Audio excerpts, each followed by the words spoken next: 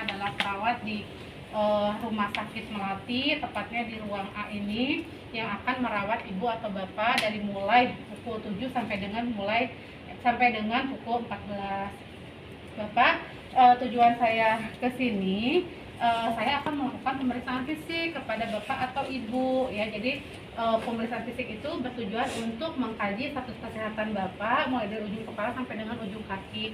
Apakah bapak bersedia? Baik, jika oke. Oke, kalau bapak bersedia, ada pertanyaan nggak Pak? Atau dari keluarganya ada yang ingin ditanyakan misalnya? Kalau tidak ada, saya akan kembali dulu ke ruangan kisaran 5 menit untuk mempersiapkan alat-alatnya. Saya tinggal dulu ya Pak ya. Assalamualaikum. Oke, kalian ke ruangan nurse station, kemudian persiapkan alatnya ya. Setelah itu kembali lagi ke pasiennya. Assalamualaikum Pak. Bapak, sesuai dengan kontrak yang tadi saya bilang ke Bapak, hari ini kita akan melakukan pemeriksaan fisik ya Pak ya. Untuk waktunya itu kurang lebih 1 jam. Tapi nanti di tengah-tengah kalau misalnya Bapak merasakan capek, kemudian Bapak merasakan lelah, Bapak nanti bilang ke saya Pak ya. Nanti pemeriksaan fisiknya akan dihentikan dulu dan akan dilanjutkan ketika Bapak sudah siap. Seperti itu ya Pak. Ada yang ingin ditanyakan dulu? Oke, tidak ada. Kalian jangan lupa cuci tangan ya, cuci tangan 6 langkah. Kemudian nyalakan lampu, jangan lupa privasi pasien dengan menutup jendelanya ya.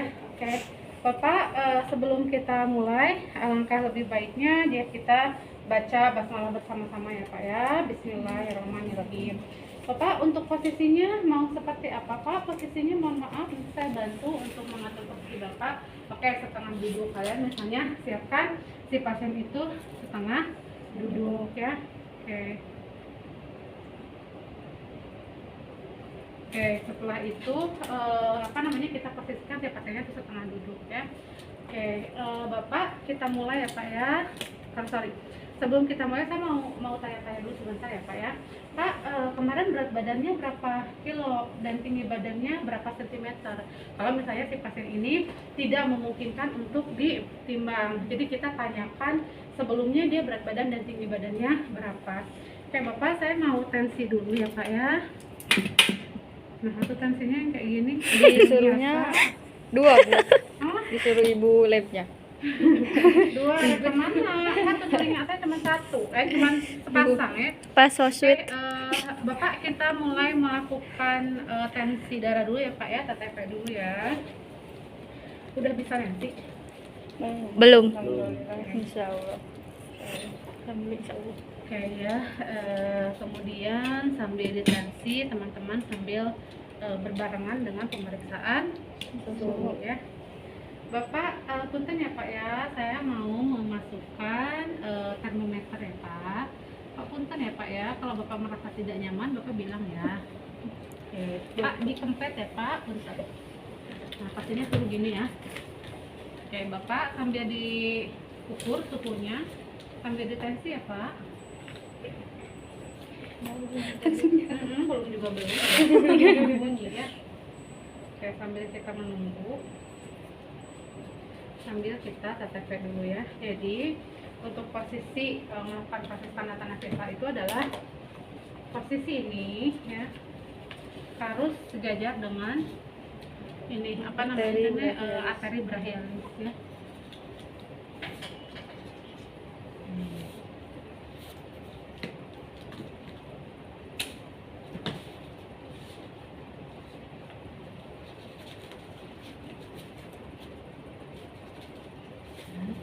Seperti ini ya, posisinya harus tegak lurus dengan brachialis ya. Nih, ininya ada di posisi ini ya, selang ininya. Lalu posisikan seperti ini. Oke, kalian pastikan posisi ini jadi harus ditutup dulu ya, ditutup sampai dengan menutup. Dan dipastikan posisi jarum panjang ini ada di 0 ya. Ini gimana, ini enggak terlalu ada di 0 ya, pokoknya harus di 0. Oke, kalian simpan di sini ya untuk bisa melihat. Oke, denyutan pertama yang dirasakan itu namanya sistol. Denyutan kedua yang dirasakan itu diastol ya. Jadi mengeceknya gimana? Nah, mengeceknya ini harus kena ke benar-benar ke telinga. Jadi jangan kayak saya ya. Kalau saya digituin tuh nggak bisa. Ini dimasukin ke dalam telinga. Kemudian posisikan si stetoskop ini di arteri brachialis atau yang ada denyutannya. Ya, pastikan di posisi tengah. Kemudian setelah itu kalian rasakan denyutan nadi apa ini? Radialis ya, dirasakan. Kalau misalnya sudah terasa deg deg deg deg deg, baru kita mulai. Sambil kalian lihat ke angkanya ya. Nah, kita pompa sampai betul-betul ke atas, tidak ada bunyi denyutan lagi di sini atau tidak teraba denyutan ya. Kita akan mengecek sistolnya. Oke, ini tuh ceritanya masih ada apa namanya tuh denyutannya. Oke, di 140 itu sudah stop, tidak ada denyutannya, tapi kita tuh lebihin jadi 150. Nah, setelah kalian tidak merasakan nadinya atau denyutannya, baru kita lepaskan secara perlahan. Duk, denyutan pertama itu namanya sistol. Ini denyutan pertamanya ada di 120.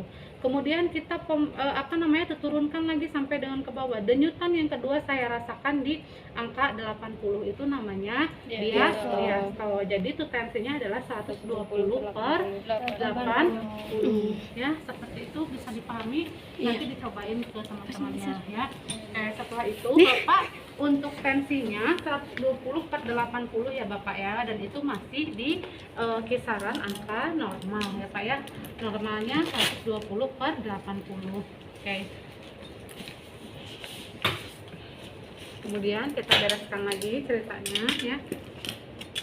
Setelah itu kita mengecek suhunya, karena sudah bunyi suhunya 36,5 derajat Celcius. Oke, kita kembalikan lagi ke posisi semula.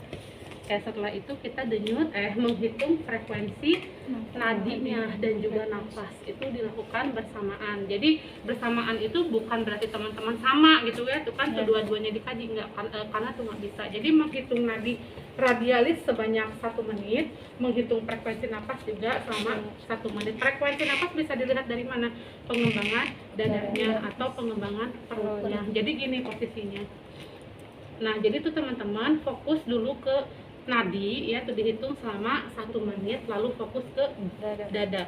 Tidak boleh terlihat seperti kita menghitung dadanya, karena pasien kalau misalnya dia yang nggak mau di judgement dia sesak, dia akan mencoba untuk menahan. Jadi kita fokus aja yang pertama ke sini sambil tetap ya. Jadi itu selama 2 menit itu, ini 1 menit, frekuensi nafas juga 1 menit. Jadi ada di posisi itu seperti ini 2 menit ya.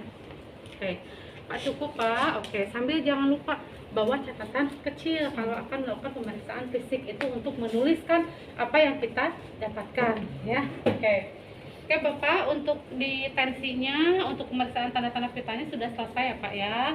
Oke, kita mulai ke area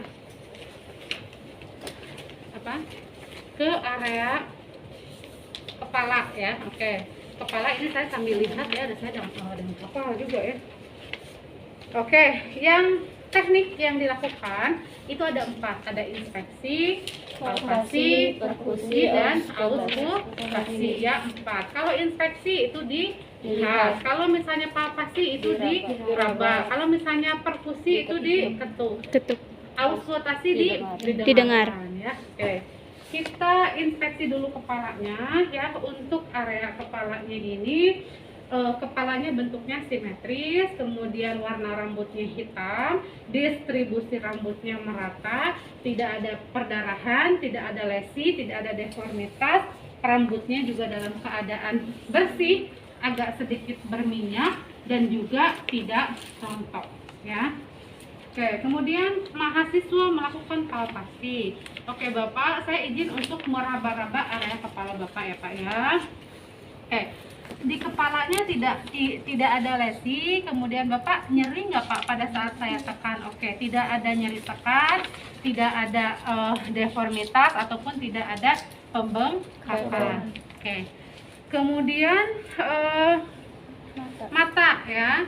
Ketajaman penglihatan dan penggunaan alat bantu melihat. Bapak, boleh saya nanya Pak, Bapak kalau di rumah pakai kacamata nggak Pak? Oke, enggak. Oke, Bapak kalau gitu bisa baca ini nggak Pak? Nah, kalau pakai Snellen chart itu jaraknya adalah 1 meter dari pasien. Posisi pasien harus tegak lurus ya, duduk kalau pakai Snellen chart, dan posisi pasiennya itu matanya ditutup sebelah ya. Kalau misalnya melihat yang apa namanya ini ini ya, maka tangan yang kiri menutup mata yang kiri juga. Kalau misalnya mau melihat yang kanan berarti tuh sebelahnya juga ya. Tapi karena ini jaraknya itu harus 1 meter, cukup teman-teman pakai name tag kalian. Jadi kalian posisikan name tag itu 30 cm di atas, di apa namanya, posisi sejajar mata, lalu di ke pasien kan, Pak bisa lihat nggak Pak ini tulisannya apa, lalu pasien akan membaca gitu ya. Nah, kalau ini untuk mengkaji apakah pasien tersebut buta warna atau tidak. Kalau mau ditanyakan itu boleh, Bapak boleh lihat ini nomor berapa, ini nomor berapa, sampai dengan ke area belakang. Ini untuk mengkaji apakah pasien tersebut buta warna atau tidak. Oke, kemudian yang selanjutnya mengkaji lapang tanda. Oke, Bapak, sekarang saya mau memposisikan pulpen ini ya. Nanti Bapak fokus ngelihatnya ke pulpen yang warna hitam ya Pak ya. Nanti nggak boleh bergerak matanya. Jadi mata Bapak fokus aja ke pulpen warna hitam ini, sambil Bapak ditutup matanya sebelah ya Pak ya. Oke. Oke, Bapak fokus ke sini ya Pak ya. Oke. Bapak kelihatan ini yang kelihatannya yang ini, tapi dia tetap si matanya itu fokus ini ya. Bapak kelihatan enggak, karena normalnya itu adalah 90 derajat. Itu lagi ya Pak ya. Pak kelihatan enggak. Oke, satu lagi ya Pak ya, fokus ke sini Pak. Pak kelihatan enggak. Oke ya. Bapak satu lagi ya Pak ya, punten. Oke. Nah, Bapak fokus ke sini ya. Kelihatan Pak? Kelihatan enggak. Oke. Pak kelihatan enggak, gitu ya. Pak kelihatan enggak, gitu ya. Jadi kiri dan kanan itu harus dikaji lapang pandangnya. Sejauh mata memandang itu dia sudutnya ada di mana, gitu ya. Oke, next apalagi? Pergerakan, mengkaji kemampuan Oke. pergerakan bola mata. Kemampuan pergerakan bola mata. Oke, Bapak, sekarang Bapak fokus ke sini bola matanya. Nanti kalau pulpen ini bergerak, Bapak ikutin, tapi kepalanya jangan bergerak. Yang bergerak hanya bola matanya saja. Bikin pola H, huruf H. Pak punten ya. Nih, 1 2 3, atau bisa bintang. Pak punten ya, 1 2 3 4 5 6. Mangga, itu mau pola bintang silakan, mau pola huruf H juga mangga. Yang bergerak itu bola matanya, bukan kepalanya ya. Itu pergerakan bola mata. Apalagi inspeksi keadaan bola mata. Oke, bola matanya bentuknya simetris, kemudian skleranya warnanya putih ya, tidak ikterik atau tidak kuning. Kemudian irisnya warnanya biru ya, pada pasien ini warnanya biru. Konjungtivanya dia, kita lihat dulu.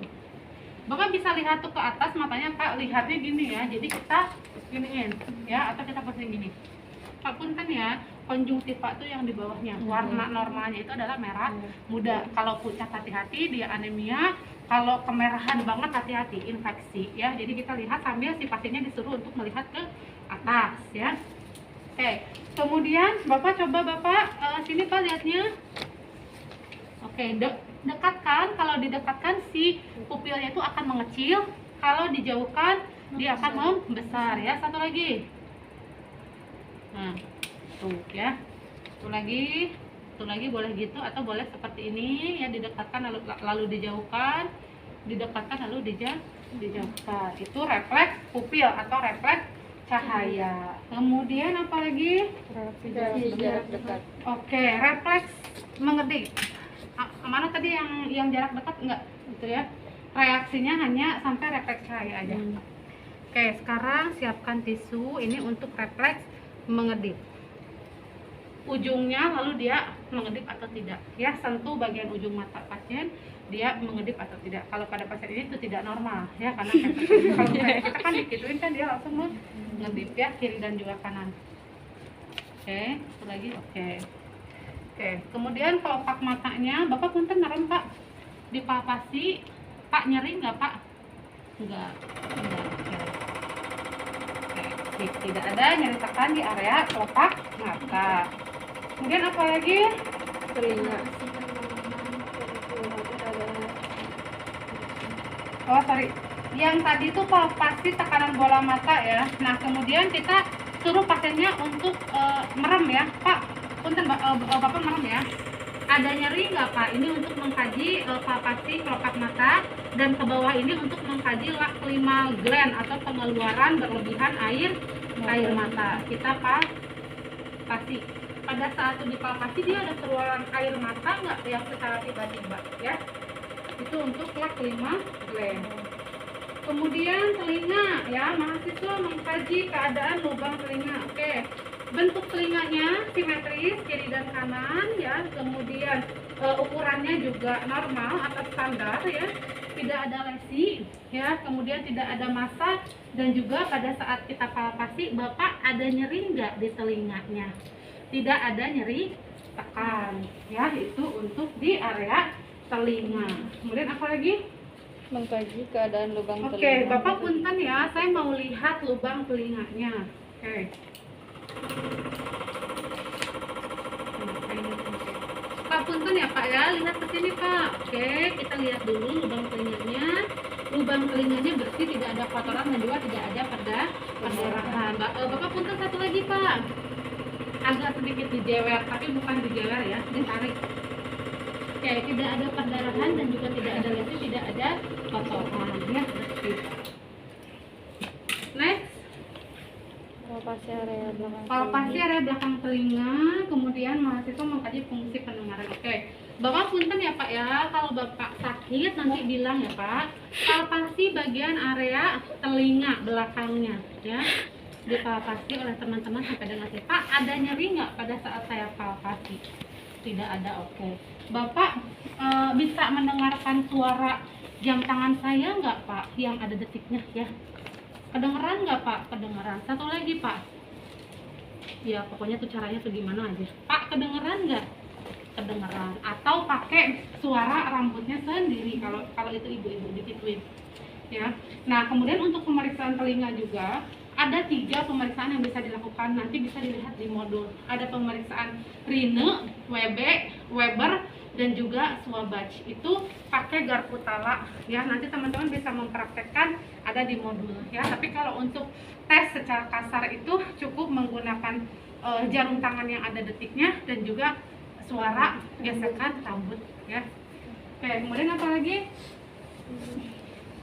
Hidung. Keadaan hidung dari luar. Oke, hidungnya keadaannya simetris ya, ukurannya juga normal, kemudian tidak ada deformitas, tidak ada penapasan cuping hidung. Penapasan cuping hidung itu kalau pasiennya dia ada sesak gitu ya, itu kemungkinan kan hidungnya kembang kempis gitu ya. Kemudian mengkaji keadaan lubang hidung dan juga pasase udara ya.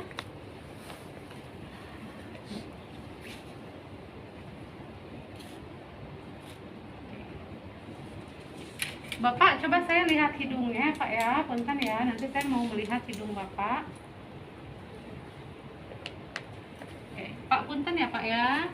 Oke, hidungnya bersih, tidak ada kotoran, tidak ada perdarahan dan juga tidak ada lesi ya. Hidung kiri dan juga kanan bersih, tidak ada polip, tidak ada kotoran dan juga tidak ada perdarahan ya. Oke, kita langsung lanjut ke pasase udara. Pak, sekarang Bapak hembuskan nafasnya kuat-kuat ya dari hidung. Gitu kayak dia nyebreng gitu ya. Oke, satu lagi. Oke, kalau misalnya ininya bergerak dengan bagus, artinya tidak ada sumbatan di jalan nafasnya. Satu lagi Pak. Satu lagi ya. Satu lagi Pak. Oke, bagus ya. Kemudian selanjutnya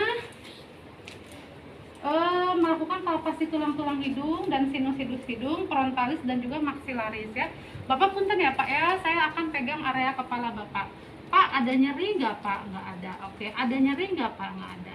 Satu lagi ya Pak ya, ada nyeri nggak Pak? Nggak ada, oke. Bagus ya, jadi ini frontalis ya. Nah ini tuh frontalis, ini maxillaris ke sini ke bawah. Oke, sip. Kemudian kaji fungsi penciuman. Bapak bisa merem nggak Pak? Oke, bapaknya suruh merem ya.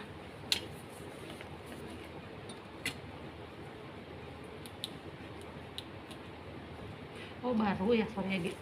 Nah gini aja ya. Sip. Pak bisa merem Pak? Oke. Bapak sekarang coba tebak ya, ini wangi apa?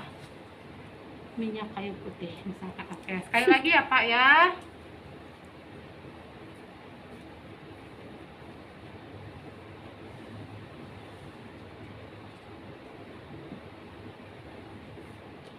Pak ini wangi apa?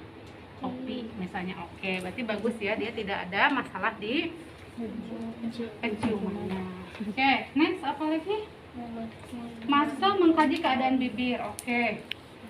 Ini bentuk bibirnya simetris ya, kemudian warnanya merah muda ya, lipatan nasolabial hidrasinya juga normal ya, kemudian tidak ada lesi dan juga bengkak di area bibir. Lipatan nasolabial itu yang di sini ya, kalau misalnya ada kelainan kan tuh meskipun masih muda suka ada lipatan gitu ya, itu lipatan nasolabial. Kemudian mahasiswa mengkaji keadaan gigi dan gusi mulai dari mukosa, kebersihan karies dan juga jumlah gigi. Oke Bapak sekarang bisa sambil keluarin lidahnya ya Pak ya. Oke, A-nya yang lebar ya Pak ya, biasanya bisa melihat mulut Bapak ya. Oke, mulutnya agak kotor sedikit ya, kemudian ada karies gigi sedikit dan juga jumlah giginya 32 gigi ya, kiri gigi atas dan juga gigi bawah. Kemudian ada sedikit bolong di area giginya, itu yang harus dikaji. Kemudian mahasiswa mengkaji keadaan mukosa dan juga dinding mulut sama ya. Pak, di dinding mulutnya tidak ada lesi ataupun massa ataupun pendarahan, tidak ada lesi ataupun massa maupun pendarahan di dinding mulut sebelah kiri, kanan maupun atas ya. Tidak ada. Kemudian apa lagi? Keadaan lidah. Bapak coba bisa A lagi Pak, keluarin lidahnya. Oke. Kemudian di sini warna lidahnya merah muda, simetris ya, lembab, kemudian ada sedikit bercak-bercak putih di area lidah ya. Bapak lidahnya bisa digerakkan nggak Pak? Coba ke kiri, ke kanan, ke atas dan juga ke bawah ya. Kemudian Bapak coba bilang A, I, U, E, O itu untuk mengkaji kemampuan dia dalam berbicara. Jadi kita bilang ke Bapaknya untuk bilang A, I, U, E, O. Bapak sekarang bisa minum nggak Pak? Itu untuk mengkaji refleks menelannya ya. Kalau misalnya pada saat dia menelan si tiroidnya ini bergerak dan tidak nyeri, artinya tidak ada masalah ya. Bapak coba minum Pak. Oke, sambil kalian pegang. Kalau misalnya dianya itu bergerak, Bapak ada nyeri nggak pada saat nelan? Nggak ada, misalnya berarti dia tidak ada masalah di tenggorokan. Kemudian gag refleks atau refleks muntah. Nah, kalau untuk mengkaji refleks muntah, selalu ininya dilapisi dulu menggunakan kasa ya, jadi jangan sampai telanjang itu seperti ini gitu, karena yang seperti itu bisa melukai area mulut pasiennya, atau pada saat kita memasukkan ini tuh resiko pendarahan aja tuh berbahaya ya Pak. Kemudian kalian tekan agak sedikit ke ujung yang lak-lakan yang bentuknya seperti ini. Kalau misalnya dia ada refleks muntah artinya bagus ya. Oke. Apalagi Fungsi pengecapan. fungsi pengecapan Bapak bisa apa? Bapak kita sediakan minum ya, harus disediakan minum kalau mau melakukan fungsi pengecapan, dan ini juga biasanya dipakein pipet gitu ya, jadi tidak tuh seperti ini kita kasihin ke pasien, jadi ada pipetnya, diambil sama pipet ya. Terus setelah itu Pak coba ini tuh rasain apa, misalnya manis, Bapak minum dulu ya Pak ya. Oke, kemudian kita mau mencobakan yang asin gitu ya, sama dipakein pipet ya, pipetnya ambil. Nah, di tadinya jangan disedot segala. Ya pipet, pokoknya kita juga kasih yang asin ya. Pak minum ya Pak. Habis kita melakukan fungsi pengecapan, lalu suruh pasiennya untuk minum ya. Gitu. Oke Bapak cukup ya Pak. Bapak capek mau istirahat dulu Pak? Enggak, dilanjut aja. Oke. Kemudian apa lagi? Mengkaji Masih sama kaji paring. Oke, mengkaji faring ya, apakah ada warna, bengkak, dan juga tonsil. Faring itu yang seperti yang saya bilang tadi, yang bentuknya seperti ini. Jadi lubang tenggorokan ya, jalan masuk ke lubang tenggorokan itu dilihat apakah warnanya kemerahan atau tidak, apakah adanya pembengkakan atau tidak. Kalau pada pasien dengan dia tuh suka sakit tenggorokan, itu biasanya warnanya akan kemerahan. Suruh pasiennya untuk membuka mulutnya, gitu kan, pakai pen light ya, kayak itu. Kemudian apa lagi? otot-otot wajah. Oke, mengkaji sensasi sentuhan ringan kulit wajah. Oke, Bapak sekarang bisa merem nggak Pak? Oke, bisa gitu ya, Bapaknya bisa merem. Bapak nanti saya ada mau menyentuh area wajah Bapak, nanti Bapak tebak ya Pak ya. Jadi ada halus dan juga ada tajam. Nanti yang Bapak rasain itu yang mana dan di area mana ya Pak ya. Oke, sekarang tutup mata Bapak. Ini rasanya apa Pak? Tajam misalnya. Di sebelah mana? Sebelah sini. Pak, ini rasanya apa? Tajam. Di sebelah mana? Di sebelah sini. Jadi dia mampu sampai dengan menunjukkan sensasi rasa itu seperti apa dan di area yang mana. Satu lagi ya Pak ya. Oke. Pak, ini coba rasanya apa? Halus. Di mana? Di sini. Satu lagi Pak, di sini halus di area dahi. Jadi 4 titik aja untuk sensasi wajah ya. Oke, next apa lagi? Palpasi otot temporalis dan otot masseter. Oke, Bapak sekarang Bapak kayak gerget Pak, gigit giginya kuat-kuat. Nanti saya akan pegang area kepala Bapak. Kalau misalnya dia area temporalis dan juga masseternya kuat, pada saat kita raba seperti ini, kekuatan ototnya itu bagus, jadi keras ya. Tapi kalau misalnya yang moy, hati-hati, takutnya dia ada gangguan di tempurung kepalanya. Coba Pak, kuat-kuat ya Pak ya, kayak gemes, kayak gerget. Oke, kita palpasi area otot temporalis dan juga masseternya. Oke, pasien ini masseter dan juga temporalisnya kuat ya.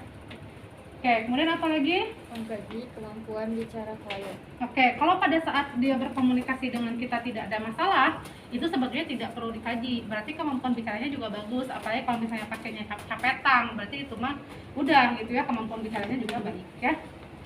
Oke, leher dan bahu apa? Inspeksi Oke, leher dan bahu ya, keadaan lehernya, bahunya, warna kulitnya sama matang, kemudian tidak ada pembengkakan dan juga tidak ada lesi serta tidak ada massa ya.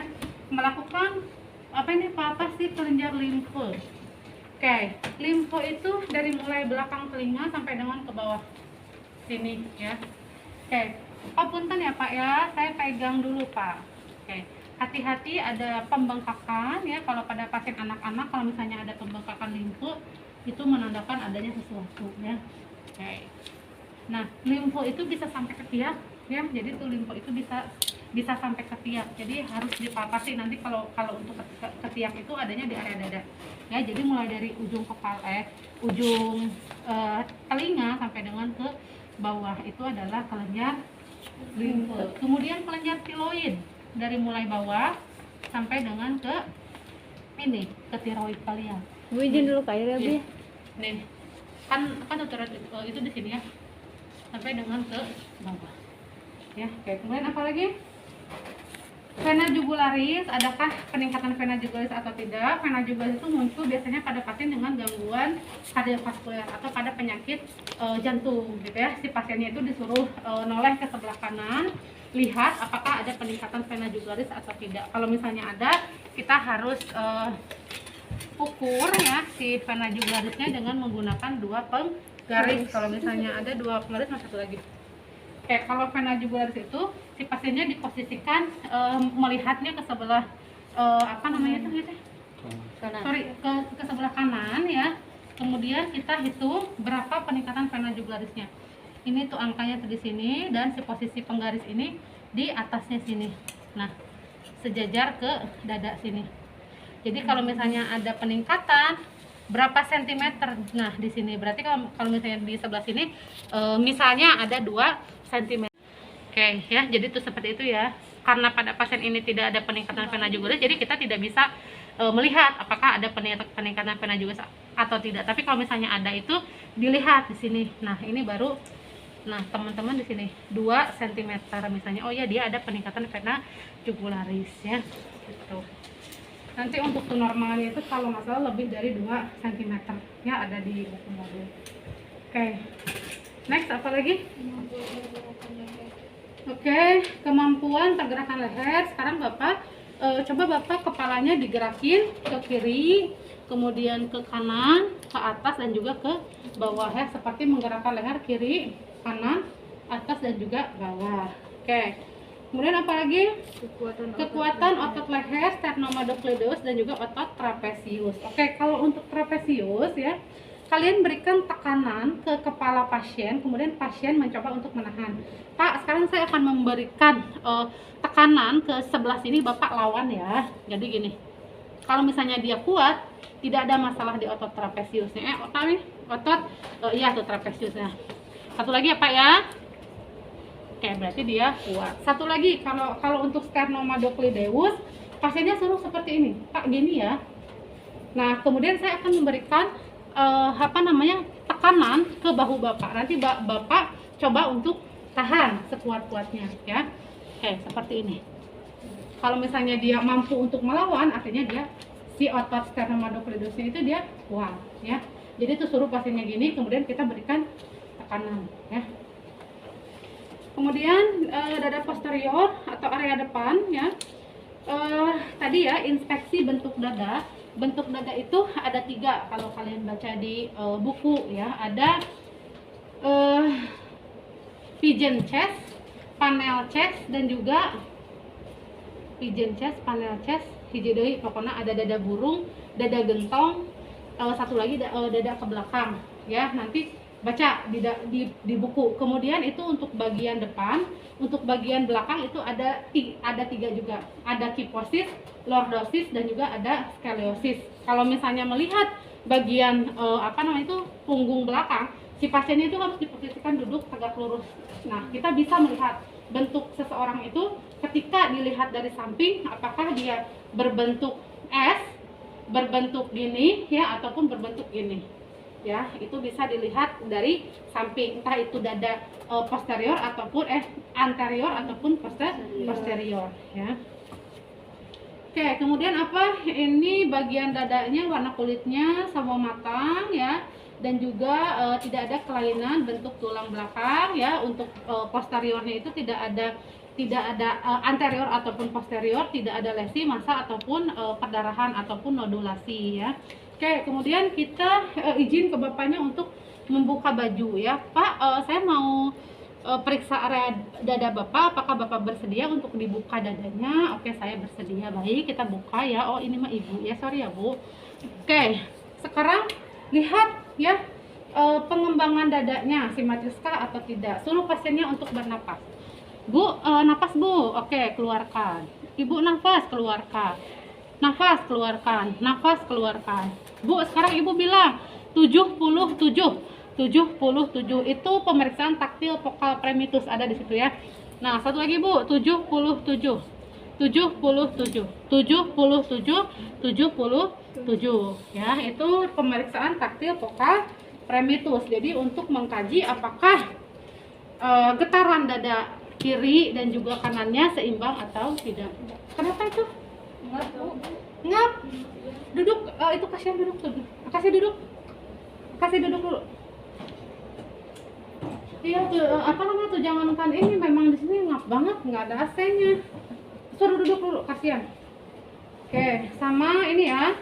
Mahasiswa melakukan perkusi dada posterior bandingkan setiap ICS. Oke, di perkusi ya ICS-nya.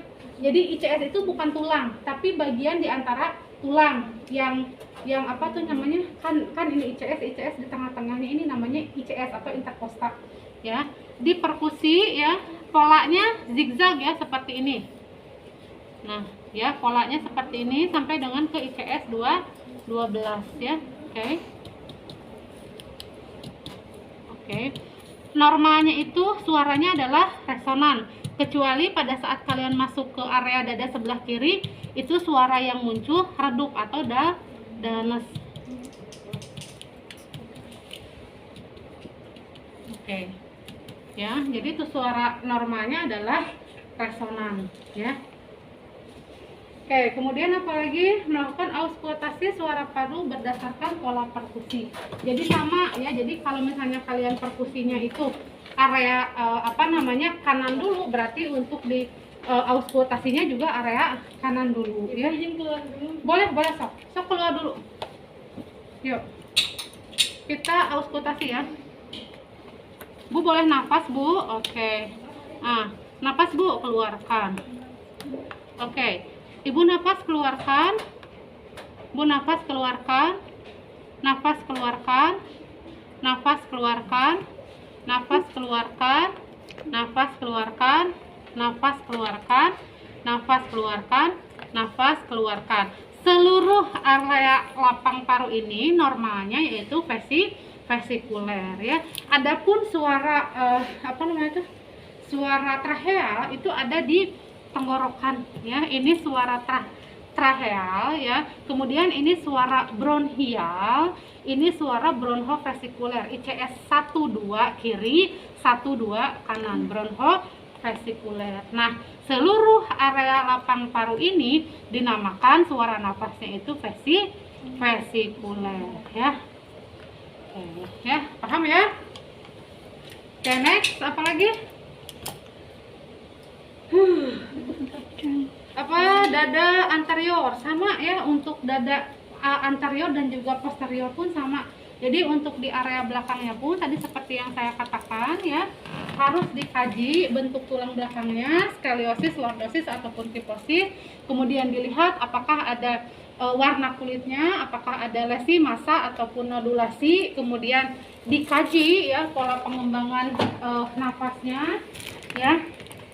Ibu coba nafas Bu. Nah, keluarkan. Bu nafas keluarkan. Ibu nafas keluarkan. Oke. Bu sekarang Ibu bilang 77. 77. Oke. 77. 77. Sama ini pun di perkusi ya, seperti pola yang tadi. Ya. Sampai dengan ke bawah ya. Kemudian yang terakhir adalah di auskultasi ya, sama seperti pola yang tadi ya. Oke, paham ya? Jadi depan dan juga area belakang ya. Apalagi?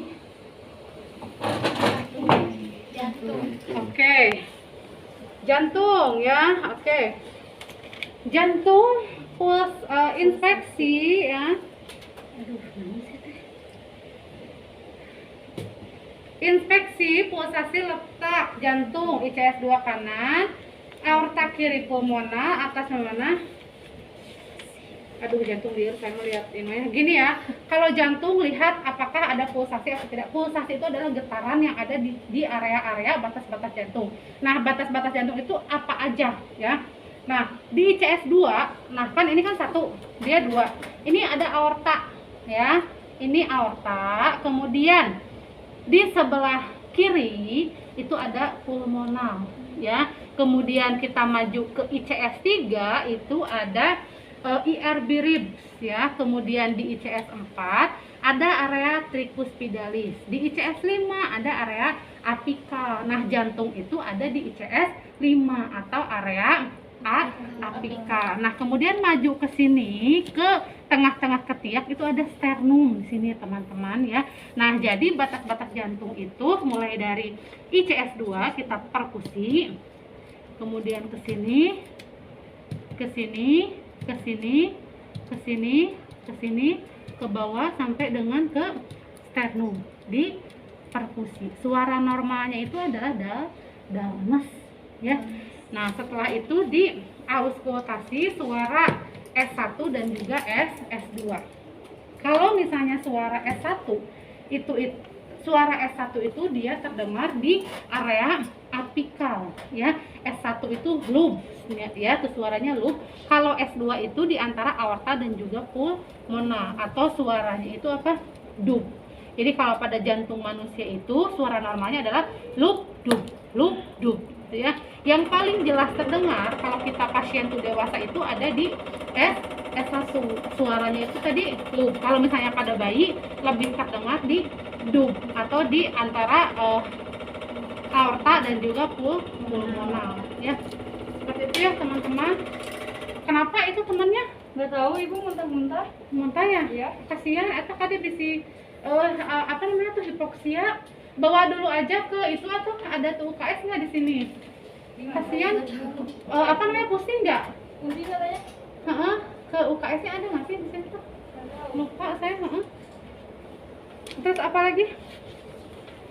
Payudara dan juga aksila ya. Kalau payudara itu melakukan inspeksi ukurannya ya, besar atau kecilnya, kemudian payudaranya simetris ya, bentuknya ini bulat, warnanya areolanya itu pink ya atau merah muda, kemudian tidak ada hiperpigmentasi atau warna putihnya itu kehitaman. Kemudian areolanya juga dia datar ya, maksudnya tidak ada lesi ataupun perdarahan, kemudian tidak ada keluaran apa ini cairan di area payudara. Kemudian teman-teman jangan lupa dipalpasi ya, dipalpasi searah jarum jam. Kalau pada perempuan itu hati-hati ya, kanker payudara ataupun tumor payudara. Kamu jangan berpikir macam-macam ya. Kalau laki-laki itu nggak dikasih ya. Oke ya, dilihat apakah ada pembengkakan atau tidak ya. Kemudian dicek ya. Dicek palpasi kelenjar limfe di aksila, subclavicular dan juga subclavicular. Kalau clavicular itu kan di area sini. Ya, tuh dilihat aja, tuh diraba gitu ya. Tuh subclavicular pun sama ya. Dilihat sama si pasiennya suruh seperti ini ya. Nah, kalian tuh raba mulai dari ini ke bawah ketiaknya.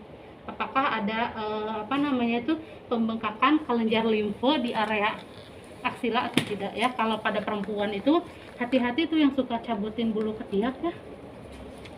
Tidak menutup kemungkinan kalian salah mencabuti apa namanya tuh ketiaknya gitu ya. Oke.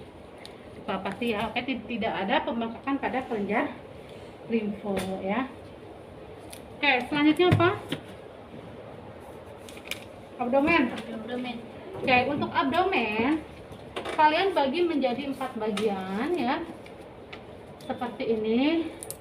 Kuadran 1, kuadran 2, kuadran 3 dan juga kuadran 4. Untuk kuadran 1 itu ada bagian apa aja? Baca modulnya ya. Ya, baca ya.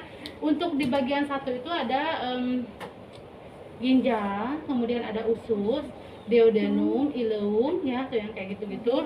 Kemudian di di kuadran 2 itu ada lambung ya. Di ICS 2 dan juga 3 itu ada sebagian kecil lambung, ada sebagian besar lambung ada di ICS 3. Kemudian di ICS 4 itu ada usus besar dan juga ada appendix ya, appendicitis ada di sini. Ya, kemudian apa lagi? Dibagi menjadi 4 kuadran. Kemudian setelah itu warnanya sawo matang ya, kemudian bentuknya datar ya, kemudian tidak ada lesi, massa ataupun pembengkakan di area perut ya. Kemudian kalau misalnya memungkinkan kalian boleh ukur ya, apakah berapa lingkar perutnya, mulai dari ini umbilical ke bawah, nanti ketemu lagi di umbilical ya. Kemudian kita melakukan auskultasi. Lama pemeriksaan fisik mah ya, jadi harus sabar. Oke. Kita kaji suara bising ususnya 4 kuadran, mulai dari kuadran 1, 2, 3 dan juga 4. Masing-masing kuadran itu didengarkan bising ususnya selama 15 detik ya. Normalnya berapa? 4 sampai dengan 12 kali per menit ya, masing-masing 15 detik diperdengarkan sampai dengan dia 15 detik kalian ya, sampai dengan total semuanya itu 1 menit ya diperdengarkan. Kemudian kita perkusi, dengarkan suara timpani itu ada di mana. Suara timpani itu menandakan ada di bagian organ mana? Lambung ya, berarti tuh lambung itu ada di kuadran 2 dan juga ada di kuadran 3 ya, yang lainnya itu damas atau redup. Setelah itu dipalpasi ya, Pak ada nyeri atau tidak? Oke, tidak. Pak nyeri tidak. Pak nyeri atau tidak? Pak nyeri atau tidak. Sekali lagi palpasi dalam, Pak nyeri tidak, tidak. Pak ada nyeri atau tidak, ada nyeri atau tidak, ada nyeri atau tidak. Untuk melihat apakah ada nyeri di area ginjalnya juga ya, ditahan. Itu lagi di palpasi dalam. Oke, apalagi? Genitalia wanita. Oke, kalau pasiennya, oh ya, Pak, untuk pemeriksaan dada dan juga perutnya sudah selesai Bapak ya. Saya izin untuk menutup lagi.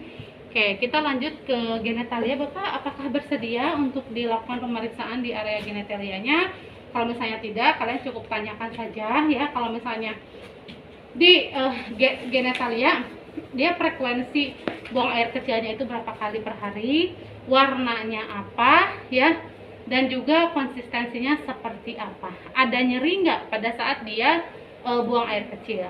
Kalau misalnya buang air besar, ditanyakan frekuensi buang air besarnya berapa kali dalam sehari, warnanya apa, konsistensinya bagaimana, apakah nyeri atau tidak. Nah, kalau misalnya dia tuh ternyata bersedia gitu ya, sesuai yang ada di daftar tilik aja gitu ya. Lihat kalau misalnya pada laki-laki fokusnya itu adalah dia apa namanya itu ya, ureta meatusnya itu tepat nggak ada di tengah atau lubang kencingnya ya. Kalau misalnya pada perempuan itu dilihat labia mayora dan juga minoranya. Kemudian kalau misalnya ternyata pasiennya pakai kateter, yang dilihat adalah berapa cc pengeluaran cairannya. Kemudian catat kalau misalnya 1000 cc berarti catat 1000 cc dan warnanya apa. Sok we si jalan rongkok pada saya juga catat. Alhamdulillah. Oke, apalagi itu untuk yang di genitalia ya. Kemudian ekstremitas atas ya. Ekstremitas atas itu tangan ya, tangan kiri dan juga tangan kanan. Lihat warna tangannya. Oke, ini warnanya sawo matang, kemudian kukunya juga nilai apa namanya jumlahnya lengkap ya, 10. Kemudian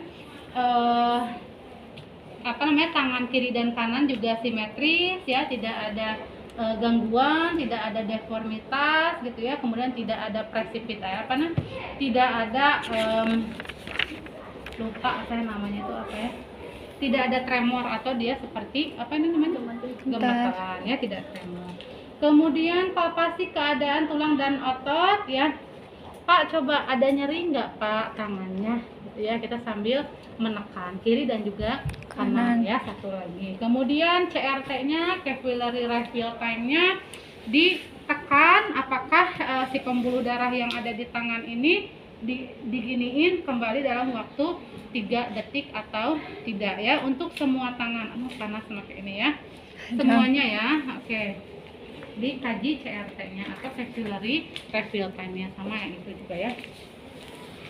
Kemudian apalagi mengkaji otot ekstremitas ya, mengkaji kemampuan gerak atas dan juga bawah, bisa sensasi perut ekstremitas. Oke Bapak, sekarang Bapak bisa gerakan nggak Pak tangannya ya, seperti ini Pak posisinya, gerakan ke samping, ke atas, ke bawah, dan juga ke kiri, pokoknya kiri, maju lagi gini, seperti ini. Itu untuk mengkaji rentang gerak atau ROM atau range of motion ya. Kemudian kita suruh pasiennya, Bapak coba gini Pak tangannya. Oke, kemudian kalian berikan tekanan, apakah dia mampu untuk melawan atau tidak ya. Nah, kemudian yang satu lagi Bapaknya suruh seperti ini, lalu kita berikan tekanan ke Bapaknya. Oke, seperti ini. Dia bisa melawan atau tidak. Nah, kemudian suruh dia untuk menggenggam tangan kita kuat. Pak, coba Pak genggam tangan saya kuat. Oke. Kalau misalnya dia menggenggam kuat, artinya tidak ada masalah ya. Oke, Bapak, kita mengkaji refleks bicep dan juga tricep ya Pak ya. Oke, bicep ada di otot sebelah sini, di bagian paling sini ya, itu ada otot bicep ya. Bicep nih, cari di bagian di sebelah sini. Kemudian kita letakkan tangan pasien seperti ini. Kalau pada saat kita pukul tangannya berespon seperti ini, artinya bicepnya bagus ya. Kalau misalnya itu tricep, itu di bagian tendon sebelah sini. Pokoknya itu sebelah sini itu apa namanya, ada otot tricep di sini ya. Kalau misalnya kita berikan pukulan tuh seperti ini, tek, nah kemudian dia ada respon gini, artinya tricepnya juga bagus atau baik ya, tok gitu kan, maka dia akan bergerak kiri dan juga kanan. Harus dikaji ya. Oke, kemudian sensasi ya, sensasi yang ada di tangan kiri dan juga kanan. Sekarang bapaknya suruh merem ya. Bapak tolong merem ya Pak ya. Nanti saya akan memberikan sentuhan kepada bapak ya, dan tebak itu sentuhannya apa, tajam atau halus dan di sebelah mana. Oke Pak, ini apa Pak? Tajam di mana? Di sini. Tapi bapaknya suruh untuk menutup matanya. Begitupun dengan tangan yang sebelah kanan gitu ya. Yang ini boleh tajam, misalnya tuh yang kanan boleh halus ya, mangga itu mah bebas. Kemudian apa lagi? Ekstremitas bawah. Ekstremitas bawah. Oke, untuk ekstremitas bawah pun sama ya. Jadi untuk ekstremitas bawah dilihat ya, kaki kiri dan juga kanannya simetris atau tidak. Kemudian warnanya apa? Di sini warnanya sawo matang. Kemudian apakah ada nyeri tekan atau tidak? Ya Pak, nyeri nggak? Satu lagi, kalau misalnya tidak ada, oke. Kemudian Bapak coba angkat Pak kakinya. Dia suruh mengangkat tuh kakinya ya, tuh diangkat. Kemudian kita berikan tekanan ya. Kemudian Bapak, saya akan memberikan tekanan ke kaki Bapak. Nanti Bapak lawan ya Pak ya. Oke, seperti ini kita berikan tekanan. Pak, coba Bapak gerakan Pak kakinya ke kiri, kanan, ke atas dan juga ke bawah. Oke, seperti itu ya. Sensasi pun sama. Tadi mau sensasi yang mana yang kalian pakaikan? Jangan lupa CRT atau capillary refill time. Apakah kembali dalam waktu 3 detik atau tidak ya. Oke, kemudian untuk jumlah jari jemarinya juga lengkap ya, ada 10. Dan di kaki ini ada 2 refleks yang harus kalian kaji, ada refleks patella dan juga Achilles ya. Kalau patella itu tepat di sebelah sini, di tuur bagian bawah ya.